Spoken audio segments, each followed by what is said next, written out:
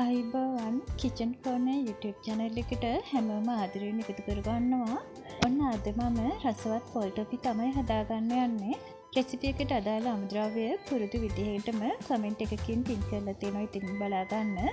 ඒ වගේම ඔයා මගේ channel එක තාම subscribe කරලා නැතිනම් විතරක් මගේ channel එක subscribe කරලා දිගටම මාත් එක්ක එකතු වෙන්න කියලා ආදරයෙන් මතක් කරනවා. එහෙනම් අපි යමු කොහොමද මේ ටොෆි එක හදාගන්නේ කියලා බලන්න. ප්‍රධාන වශයෙන් මම මෙතන පොල් ග්‍රෑම් 150ක් අරගෙන තියෙනවා. ඔයා ගන්න පොල් ප්‍රමාණයට වඩා ග්‍රෑම් 50ක් වැඩියෙන් සීනි ප්‍රමාණය අරගන්න. මෙතන මම icing sugar වලින් ග්‍රෑම් 50ක් අරගෙන තියෙනවා. ඒ වගේම සුදු සීනි වලින් ග්‍රෑම් 150ක් අරගෙන තියෙනවා. මේ දෙක එකතු කරපුවාම අපේ සීනි ප්‍රමාණය ග්‍රෑම් 200ක් වෙනවා. icing sugar එකතු කරගන්නේ කඩේ තියෙන පොල් ටොෆි වල රසටම පොල් ටොෆි එක හදාගන්න. නමුත් ඔයාලට icing sugar නැතිනම් කිසි ප්‍රශ්නයක් නැහැ. සුදු සීනි වලින් ග්‍රෑම් 200ක් අරගන්න. මෙතන මම ෆුඩ් කලරින් අරන් තියෙනවා. ඒ වගේම කිරිපිටි මේස හැටි දෙකක් අරගෙන තියෙනවා. ඒක අත්‍යවශ්‍යම නැහැ. තියෙනවා නම් විතරක් එකතු කරගන්න, රසය වැඩි කරගන්න එකතු කරගන්නේ. ඒ වගේම ලුණු පිංච් එකක් අරන් තියෙනවා. අපි මුලින්ම ටොෆි එක කපා ගන්න මේ විදිහට තැටියක් ලෑස්ති කරගන්න ඕන. බටර් හෝ තෙල් ගාලා ඒක ලෑස්ති කරලා තියාගන්න. දැන් අපි ගත්ත පොල් ටික බ්ලෙන්ඩර් කරගමු.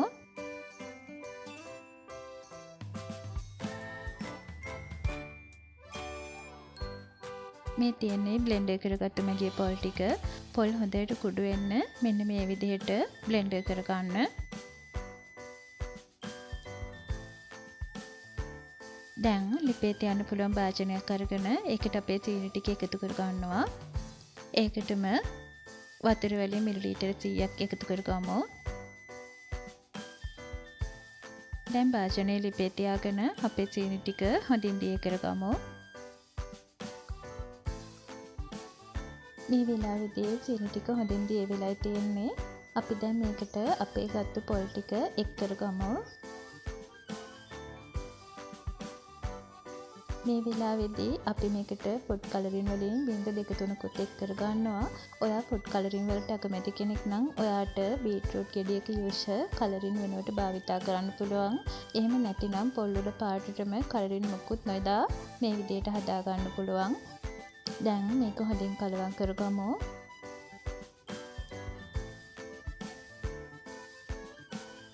මේ වෙලාවේදී අපි ගත්ත ලුණු පිංච් එක, ඒ වගේම කිරිපිටි ටික, icing sugar ටික එකතු කරගමු. දැන් මේ ටික හොඳින් මිශ්‍ර කරගමු. ලිපේ කින්දර මධ්‍යම ප්‍රමාණයේ තියාගෙන එක දිගටම මේ විදිහට කලවම් කරමින් මේක අපිට අවශ්‍ය පදම වෙනකන් ලිපේ තියාගමු. වතුර ප්‍රමාණය හොඳින් හිඳිලා අපිට අවශ්‍ය පදම ඉන්න ඕනේ. මේ තියෙන විනාඩි 8කට විතර පස්සේ වතුර හිඳිලා තියෙනවා. නමුත් තාම අපිට අවශ්‍ය පදම ඇවිල්ලා නැහැ. දිගට මේ විදිහට කලවම් කරමින් ලිපේ තියාගන්න. ඒ වගේම මේ වෙලාවේදී ඔයාගේ ලිපේ කින්දර අඩුම ප්‍රමාණයෙන් තියාගන්න. මේ තවත් විනාඩි 5කට විතර පස්සේ අපිට දැන් අවශ්‍ය පදම ඇවිල්ලා තියෙන්නේ. හැන්දට මේ විදිහට එක ගුලියට මිශ්‍රණය වෙනවා නම් දැන් අපේ පදම හරියි.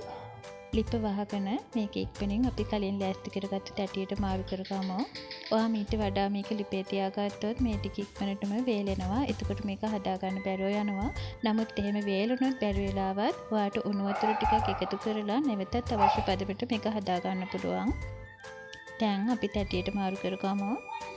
මේ වෙලාවේදී කලබලයක් නැතුව ඔයාට මේක හොඳින් පැතලි කරගෙන අවශ්‍ය විදිහට හදාගන්න පුළුවන්. ඉක්මනින් වේලෙන්නේ නැහැ. මේ විදිහට තුනී කරගන්න. ඔයාට කෑලි කපා ගන්න අවශ්‍ය ඝනකමට මිශ්‍රණය තුනී කරගන්න.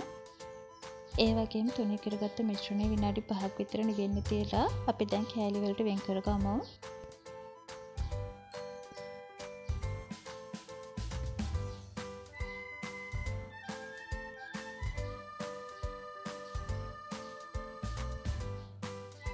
ඒ වෙලාවට ඔයාට මේ විදිහට රසට පොල් ටොෆි ටිකක් හදා ගන්න පුළුවන්.